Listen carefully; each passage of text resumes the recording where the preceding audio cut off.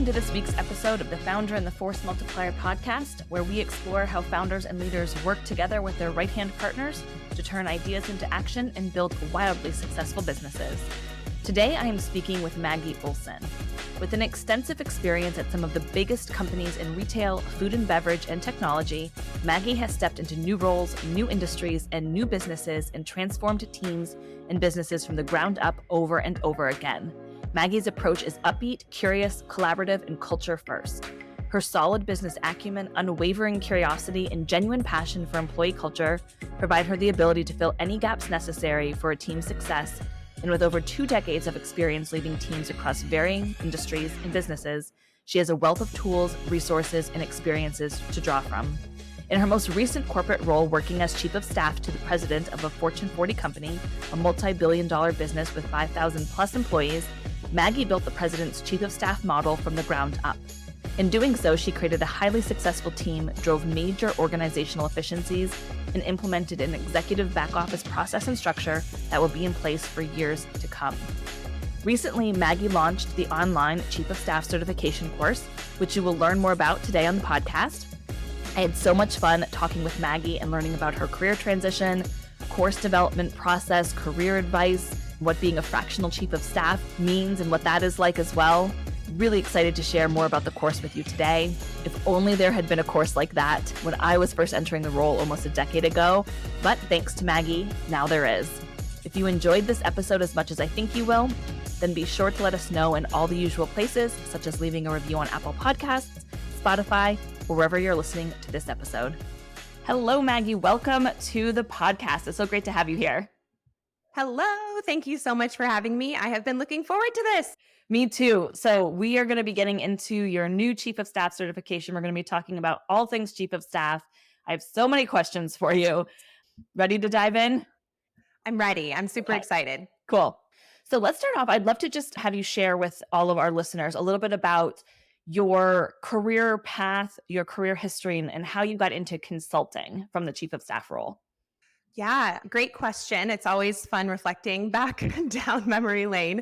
Let's see. I probably would start this story by mentioning that I had a lot of early leadership experience. So somehow or another, I started working in the food and beverage industry, and that is a great place to learn so many lessons. So is the sports field, which or court or wherever you play your sport. I was a volleyball player after I was a soccer player, but I ended up working in food and beverage and leading teams between 20 to 40 people in kind of a resort environment. And from there, that was through college. And then I moved into a few different positions where that early leadership experience really, really helped. So I was a buy planner for Nordstrom. I started out as an assistant. And what's cool about, thinking about kind of the reflection in that role was I was able to step into kind of business after business with each promotion over about 5 or 6 years and learn a whole new category. So there's a buying office set up like, for example, soft goods. And we bought like the scarves and the hats and the hair accessories and the cold weather. And you come in as a new assistant buyer, a new online buyer, or the multi-channel buyer as I furthered my career. And you have to learn all about the business. You have to work with assistants and EAs and replenishment buyers. And you have to figure out like how to drive the business forward, how to make things better. So it's a little bit of a mini business lesson every time you moved roles in that environment. And I loved that work. I ended up going back to school and getting my MBA in the evening while I was a multi-channel buyer for Nordstrom. So flying to New York, it sounds a little bit more glamorous than it is, but New York buying trips, truly just head in spreadsheets like nonstop. Going to school at night, Skyping in from like 9 p.m. to midnight because I'm from Seattle and school was back in Seattle. It was crazy. But, out of there, I ended up getting recruited into an executive development program for T-Mobile. It was pretty competitive and they were really looking for that early leadership experience that they were looking for folks who've led big teams kind of early on in their career. So at this point, I'm, 30-ish and I've been leading teams for a while.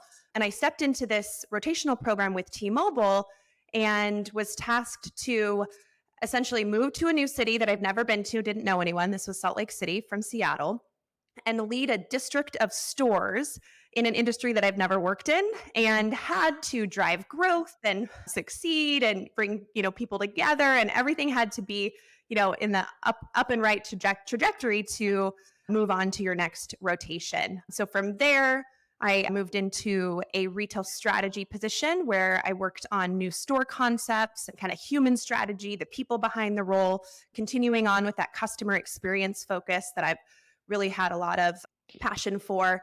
And then a position opened up, becoming where I ended up becoming the chief of staff to the president of T-Mobile for Business. He had never had one. I had never been one. And I was tasked to figure out, what did he need?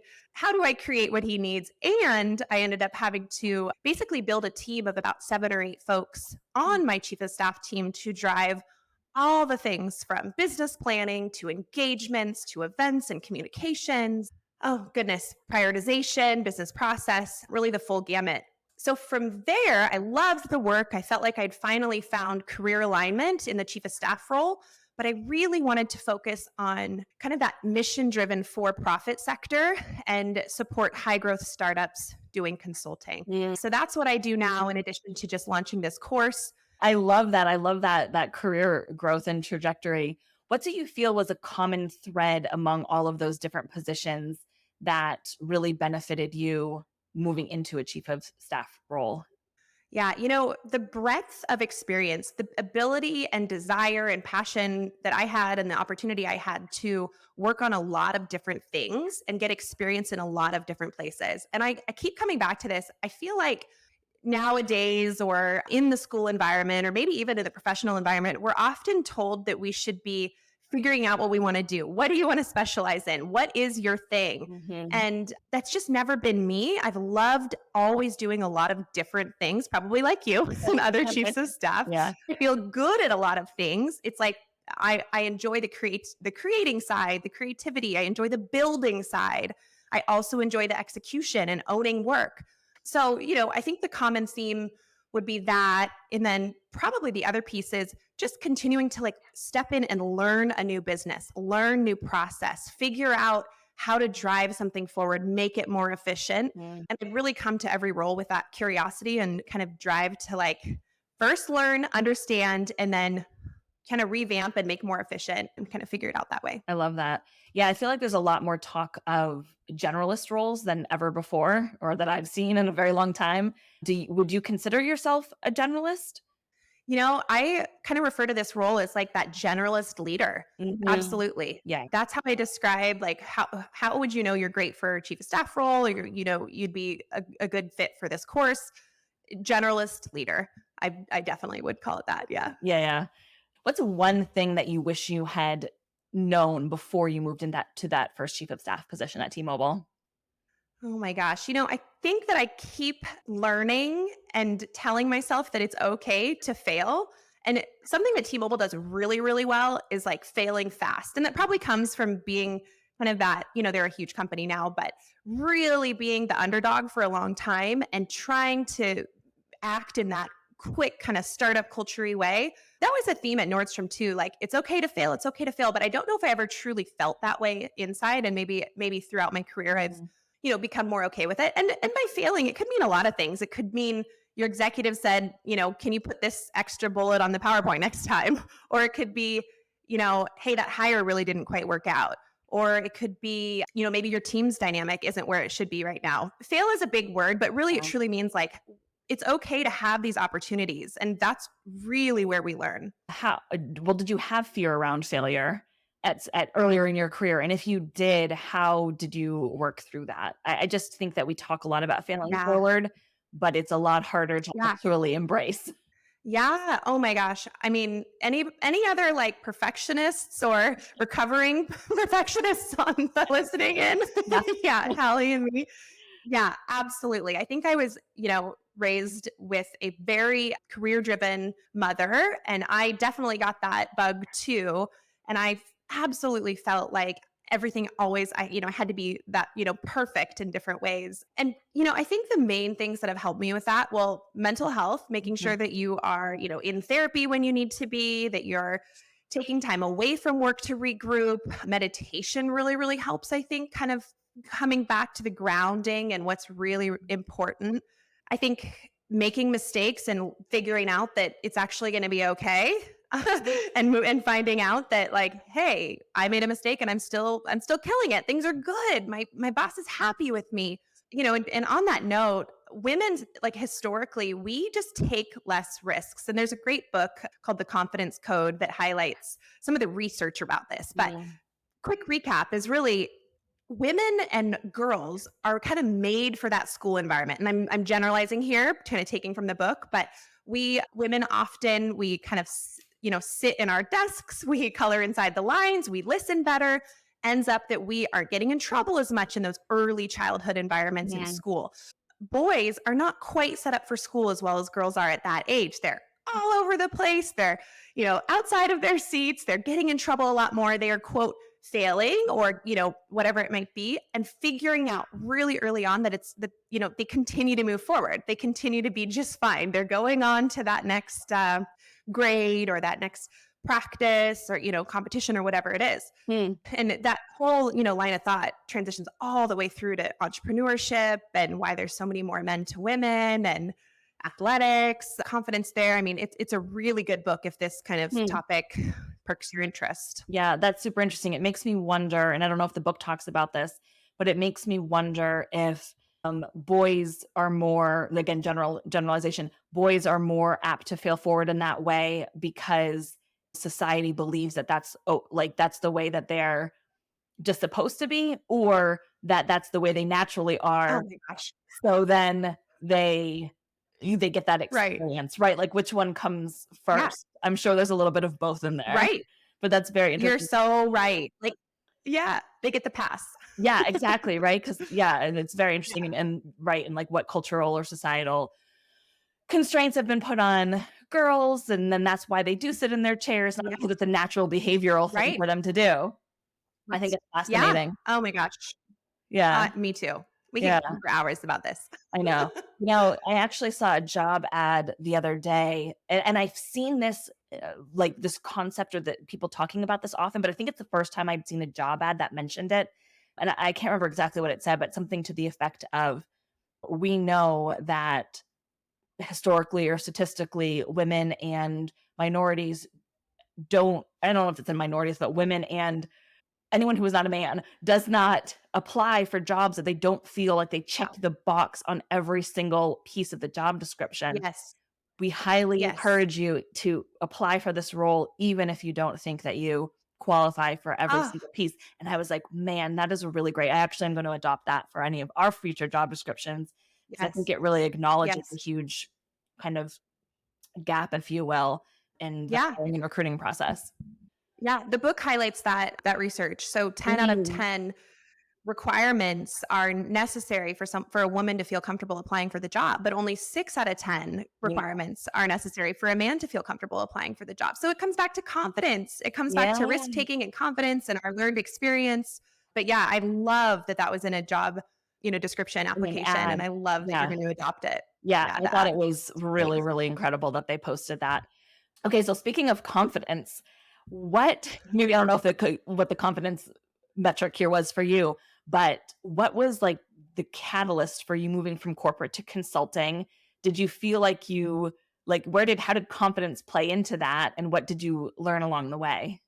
Oh my gosh. These are great questions, first of all, and things that are fun to reflect on because I really probably haven't reflected enough on them. It took a lot of I guess, bravery maybe to leave that corporate environment. And it was very hard. I come from 4 higher education parents, actually, who are very, there's a correlation there with very risk averse. Somehow my brother is this wildly successful entrepreneur, builds houses out in the Westport in Washington State. And he's been an entrepreneur forever. He's kind of gone the other way. Mm-hmm. But I was, probably trying to please everyone as the oldest child and went into that corporate environment. And I learned a lot and I love what I've done and I love my background. But I think kind of along those lines, I've always had a little bit of an entrepreneurial spirit, especially since going back to get my MBA. I graduated in 2018 from the Foster School of Business. There's like a theme of constantly trying to figure out what's the white space? Where's that, what do they call it? Blue ocean. What is a problem that needs to be solved? And I think my brain's worked that way for a long time, but I hadn't had words or articulation for it. And finally, being in that chief of staff role, as I was mentioning my career path, my last corporate role, I finally had felt this really great career alignment. I loved the work. I felt good at the work. It was a great blend of the art and the science, which my Nordstrom history also kind of had that blend. But it just wasn't quite right in terms of the application. I knew that I wanted to be in that startup culture. I knew that I wanted to build something for myself.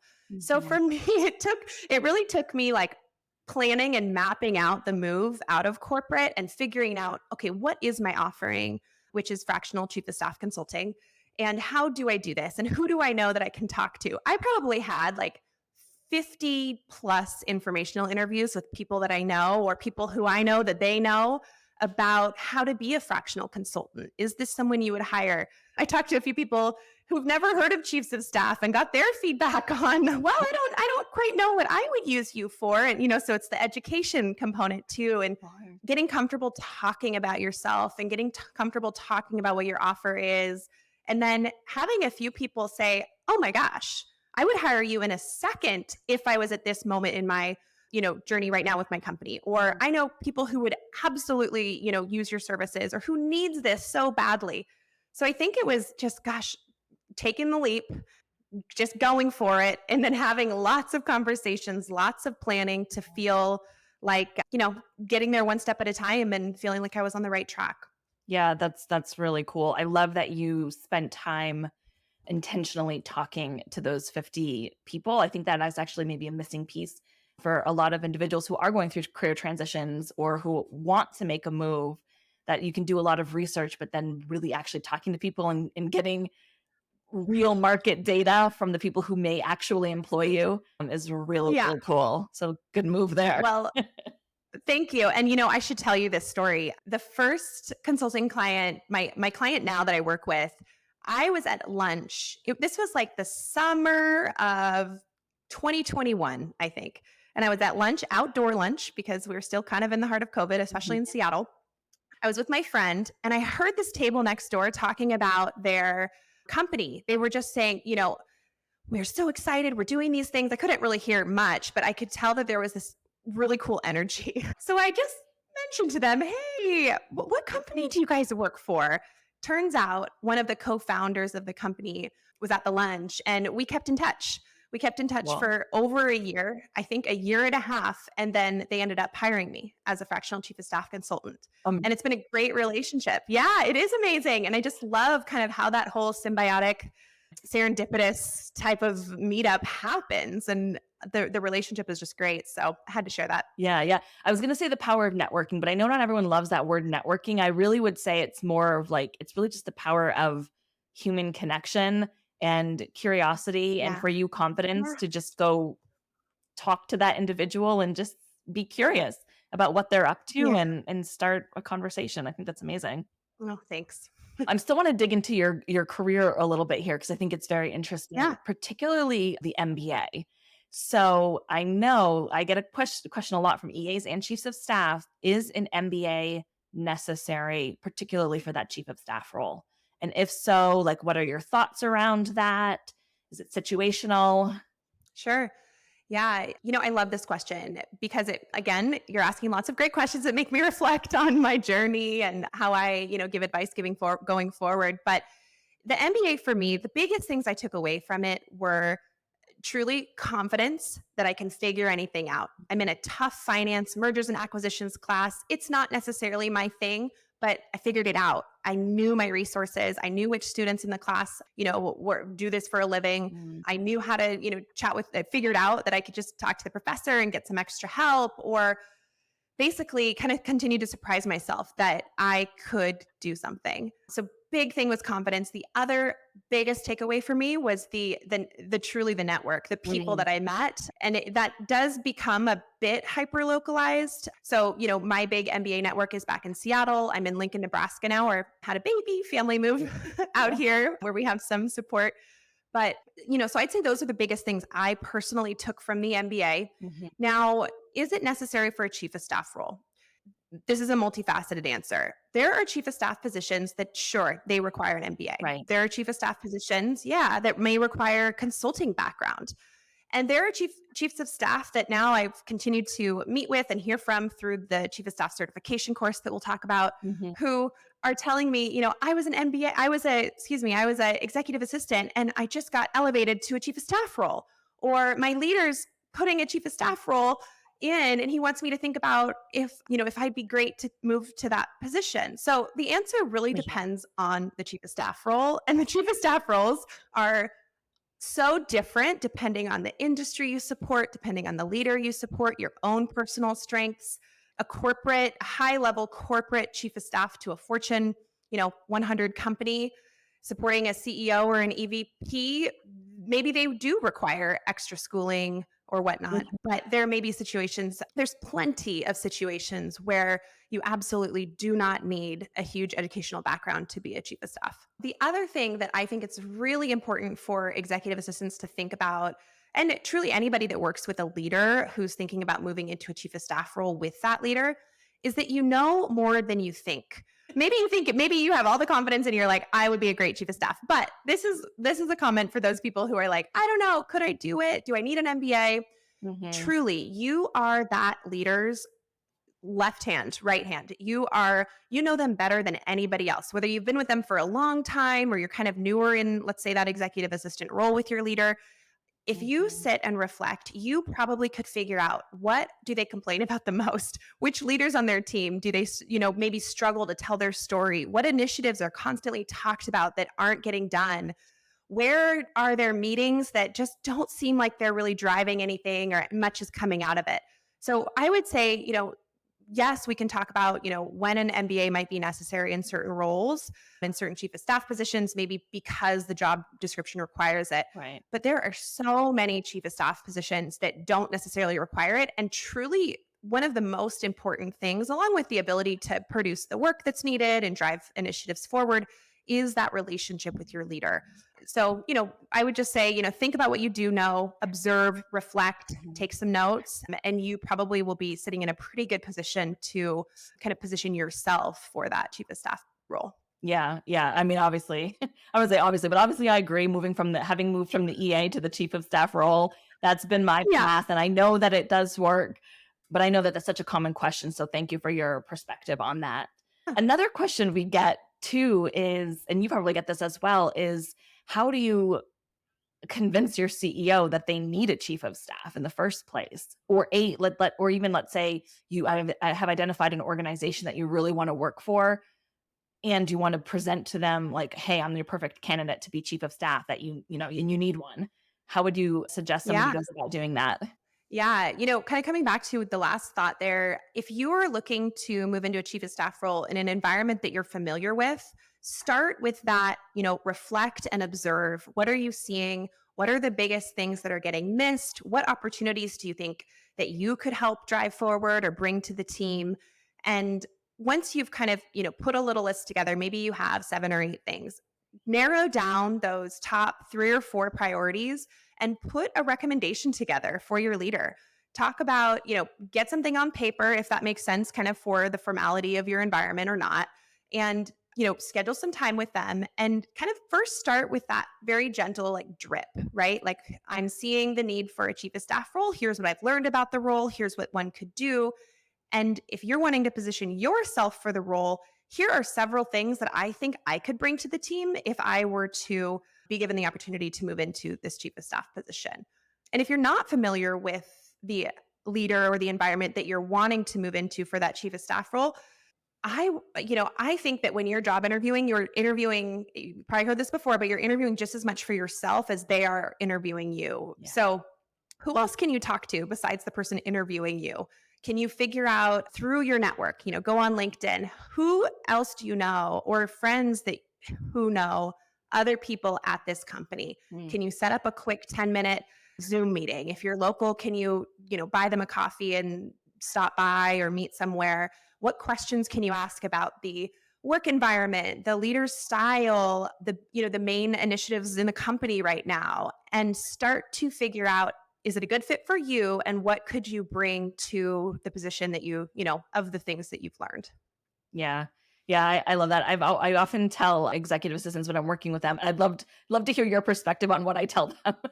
I tell them that because there are a lot of EAs that I chat with who do want to move into the chief of staff role or want a chief of Yeah. staff position. And I say, well, Yeah. the best place to do it is within your current company. That way, right, you've already built the rapport, like you said, you've already built the relationships, the Yeah. connections. It's going to be much easier for you to move into a chief of staff role in your current company than outside of it. So I always say work on that first. And then if you decide you want to move a year later, 2 years later to another chief of staff role, now you already have it on your resume. You have the experience. I don't know. I mean, is that a good route to go? Yeah, I would agree that is probably the first and best way to approach moving into a chief of staff role. Now, it brings up a whole bunch of other things, right? Like, okay, well, do I still do both my EA job and the chief of Right. staff job? The answer is no, No. don't do it for a lot of I reasons. agree. Yeah. You want the leader to see you now in this more strategic position. You want the time to add your impact in this new position. How do you communicate these changes? It's, your leader has to set the tone. They have to be able to help you create those boundaries. You can do your best too. You should be creating those boundaries with your peers. I'm doing this now. My replacement, you can contact for XYZ. Your leader still has to be a loud voice in that to help with the transition. You need to accept a higher salary and negotiate for a higher salary always. As women, we take on more. We want to solve all the problems. We want to do it all, oftentimes without the recognition for it. It's very important that we, if we're moving within the same environment into a new role with a higher, status or just a elevated position, that those things are really thought through. Like, how do I set those boundaries? What does the transition email look like? How does my leader support me in this? So it is difficult once you're there, but I completely agree that should be the focus, is moving in with your, from your existing company. Yeah. Yeah, I obviously agree with that. And I always say if you're putting a proposal together for the chief of staff role and you're presenting that to your principal, part of that proposal should include, yes, your salary raise, your increase, what your compensation adjustment, as well as allocation for a salary for an executive assistant. Because otherwise they're going to just assume, sure, we'll give you a different title, no problem. Well, sure, well, okay, we'll raise your salary, but no. You can't forget the missing piece that you're also actually asking for a new staff member as well in the form of an EA. Absolutely.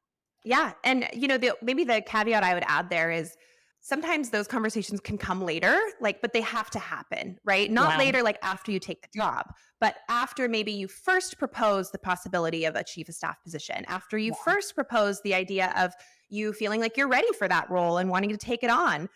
After you then more firmly suggest, here's what I would do, here's the impact I would have. And then when you're in the conversation of, okay, let's figure out how we will actually tactically make this happen, that's when I would suggest, well, perfect. I have this, ironed out already. Just like Hallie told me to. Let's sit down, let's talk about it. And, let me know your feedback. But this is what I'd like to ask for. Yeah. That's such great advice. I'm like, man, I might just go in a little too strong. So the great advice that maybe we should build upon each conversation a little bit. So thank you for that. Well, we know our leaders, right? I mean, you have such a good relationship with yours that you're probably just able to say, here's the thing, let's get it done. Yeah. Some leaders might be like, chief of staff, what even is that? I don't need one. So it might take a little more finesse. Exactly. Yeah. Speaking of those two roles, I would love to hear a little bit of your thoughts on how a brand new chief of staff builds rapport with an EA that may be the incumbent in that ecosystem, or vice versa. When you have a new EA coming in and there's, an older chief of staff who's been there for, who knows, 10 years or something. How do you build that relationship quickly and effectively? Yeah, I actually have some material about this in the Chief of Staff certification course. Awesome. And I think and I have that because it's so important. How we approach people is a lot more important than how we approach the tactical pieces of our job. And I think more often than not, the chief of staff is going to be new in that relationship. The EA is most likely probably going to be the incumbent. They will have supported their leader for probably a long time, maybe a short time, but usually longer than a new chief of staff, especially when people are starting to hear about this chief of staff role and they're like, wait, I think I need one. Then definitely. And with that, I think the best way that I have found that I've, suggested others approach that relationship is just how you would approach the role to begin with, which is a ton of curiosity and a ton of openness to learn. What do you drive? What do you do? Can you walk me through a day in your life? Like these are all things that you should be doing as a chief of staff in your first. These conversations with somebody as important as an EA should really probably happen in the first couple weeks. You really need to understand your most important relationships right at the beginning of your job. So you're sitting down, you're learning from the EA, you're understanding what they do, and you're coming, to them, even if, let's say, you have a ton of educational background or you have a ton of experience, you've got to come from a place of humility, a place of learning, a place of respect, and understanding that there's probably some nerves happening. If that EA has never worked with the chief of staff, they may be worried, that you're coming in and wanting to take some of their job from them or going to tell them they're doing everything wrong. And that is absolutely not the job of a chief of staff.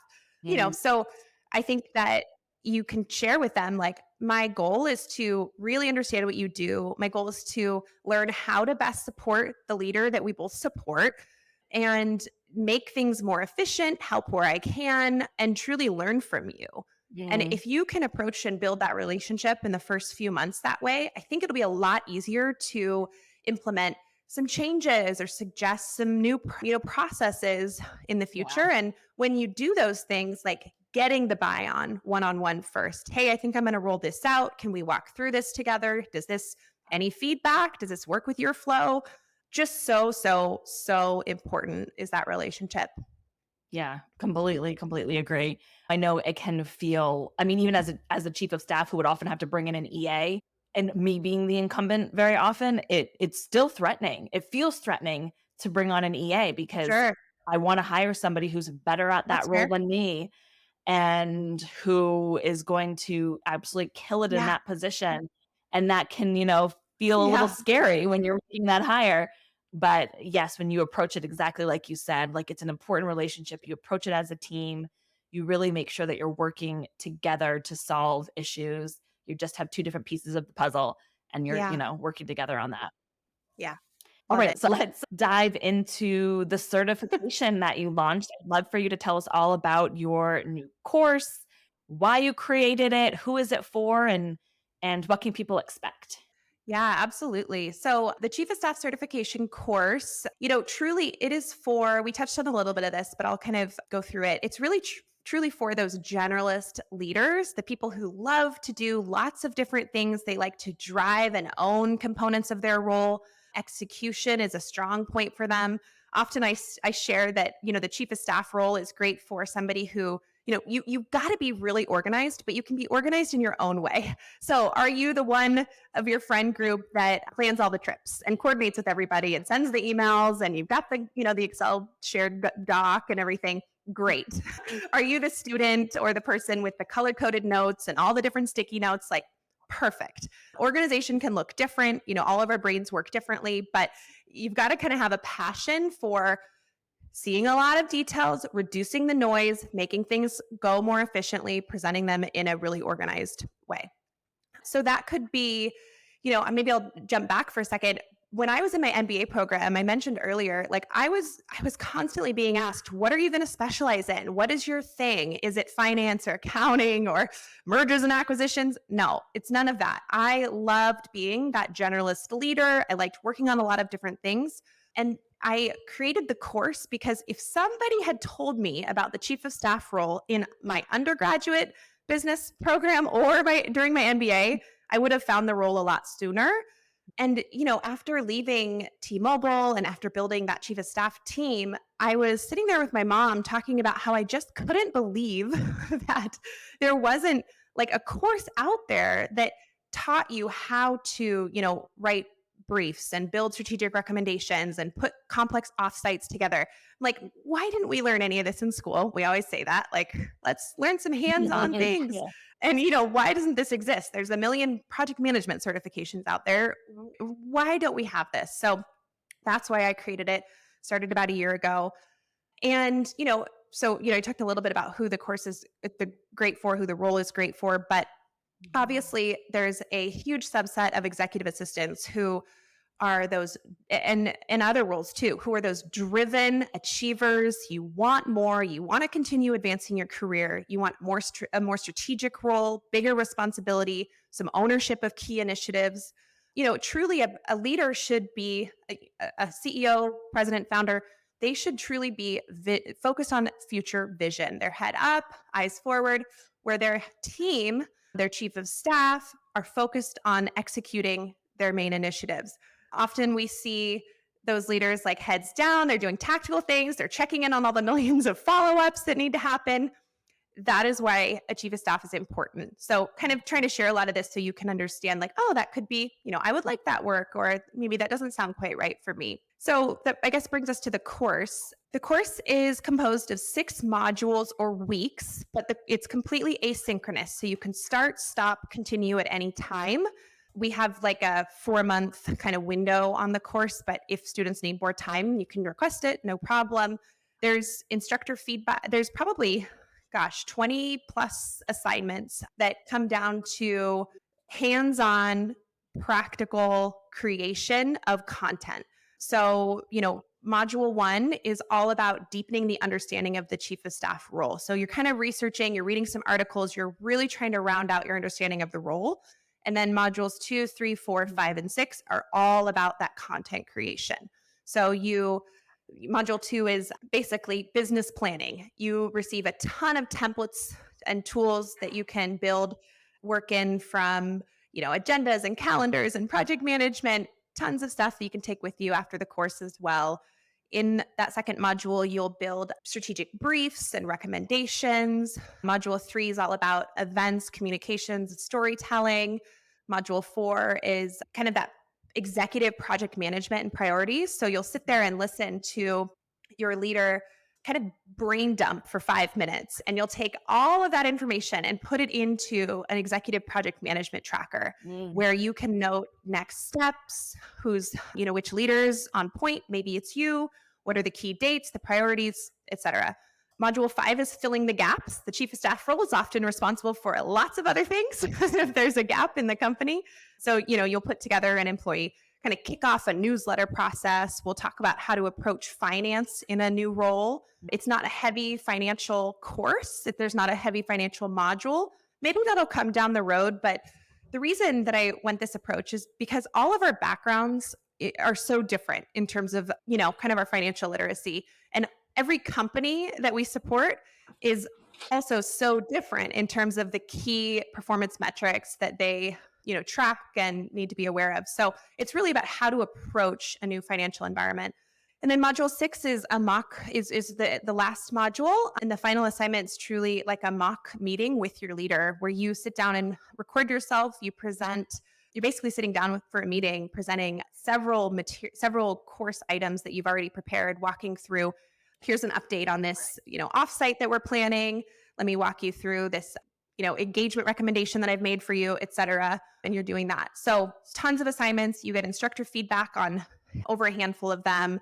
And then you'll have instructor touch points with me at the beginning of the course, at the end of the course, open office hours every week. So yeah, that's the structure of the course. Yeah, that's so great. I really love how hands-on it is with the assignments. I think that's going to make such a huge difference. I know that it's something that I would have loved to have in the beginning of my chief of staff career. Me too. Knowing what a brief was, or knowing what a strategic plan was, or a proposal, or any of that stuff. Yeah. I mean, it's so good. But does it match the size or the stage of the company for this course, or is it applicable to all stages and sizes? Yeah. I did my best to make it applicable to all stages, all companies, to different individuals and their backgrounds too. So I think, an EA would be great for this course. A student would be great for this course. And also, I just had a director of investments for an investment accelerator go through the course. And she told me that she, got tons of great resources, hands-on practice. She felt like there was a big emotional intelligence component to the course, Mhm. which I was thrilled about. How to approach things and confidence in your role and different things like that. So truly it's also for experienced professionals who maybe want to brush up on some of these things, or maybe you've never built a brief and you're like, gosh, I should know how to do that. So when students reach out to me, I tell them to really go through the syllabus, which by the way, I'm happy to send anybody, and go through each assignment to see if, at least 50% of those kind of hands-on practice things would be valuable to you. Mm. If they would, I would suggest taking the course. If you don't think so, then I would say, find a different opportunity for furthering your, educational advancement. Yeah. Yeah. So at this point, I know the course has been out for a little while. You're starting to have graduates from the course, which is really Yeah. exciting. So you just shared some of the feedback from that one individual. Are you getting are you starting to see any patterns in some of the feedback, results people are seeing from the course? Yeah. We've got about 35 people in the course right now, a couple graduates, and I continue to hear how much everybody loves that first module where it just reinforces the what is a chief of staff? That we all know, the questions out there. What really is it? And I'm getting a lot of ahas okay, I finally understand this. It's given me a lot of clarity. Now I know that it can be different things. A chief of staff can be different levels in a company, junior, senior, whatnot. And I think it's giving people the confidence to just know how to approach the role in the course better. So I'm really happy I included kind of that deep review of the chief of staff and Yeah. just title in general. But otherwise, I think people are appreciating the hands-on nature a lot. I had another graduate tell me that now this is a police commissioner, which is just so cool that a That's police very cool. commissioner who leads 1,200 people in a bureau in the Midwest, they're introducing a chief of staff role to his bureau at the end of the year. And he wants to either help hire and develop it or potentially be a candidate for it. And he told me that he used there's basically an assignment where you put a sales presentation together and you record yourself giving that presentation. And I give feedback on that presentation, and I give a lot of feedback. I pretend that you were presenting to, the president of the United States. Yeah. So he took that presentation and was able to, he told me that just like the day after he graduated, he had to present to a police academy board, and that it went so well. He was getting texts afterwards that he was more prepared and the presentation was more polished than they'd ever been. And he said he used feedback from me about how to tell your story, and feedback around and the templates around how to build the presentation to be successful. So that's the most rewarding thing for me. Yeah. I just feel warm and fuzzy from that. That's a Yeah. huge win. Yeah, when people are actually taking what they're learning and putting it into action, and Yeah. getting and seeing some tangible feedback or results from that. Oh, that's amazing. Very cool. Thank you. Thank you. Cool. Well, I know that you're obviously focused on the certification right now. Are there any other things that you're working on that you can tell us about? Well, I had a baby in January. So that's, I guess I should say priority number one, 6 months old. So even though I launched the course just a couple months ago, I truly am trying to kind of work part-time. I'm consulting fractional chief of staff consulting half-time.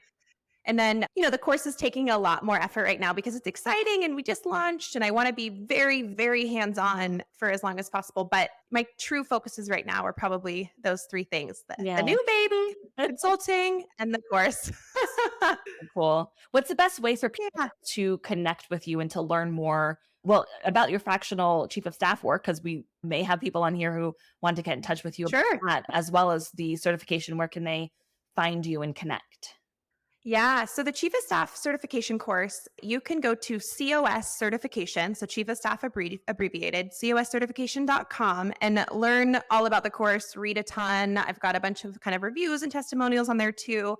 And you can also email hello@coscertification.com to request the syllabus, to ask any specific questions you have around if the course is right for you. We're happy to walk you through, our genuine feedback on all of that.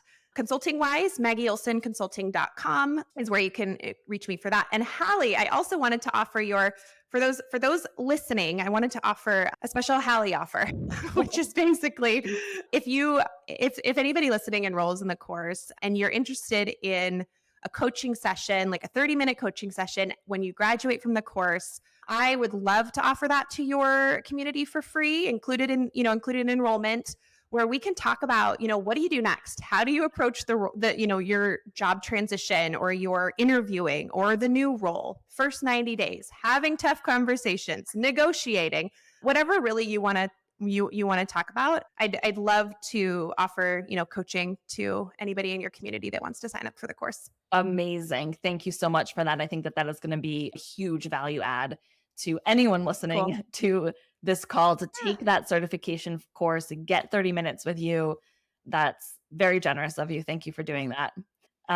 Yes. I love that kind of thing. So I'd love to. Cool. Well, we'll put all of the links to everything that you talked about in the show notes, and can't wait to continue to watch what you do in this chief of staff space. It's super exciting for me, and I really appreciate you being on the podcast today.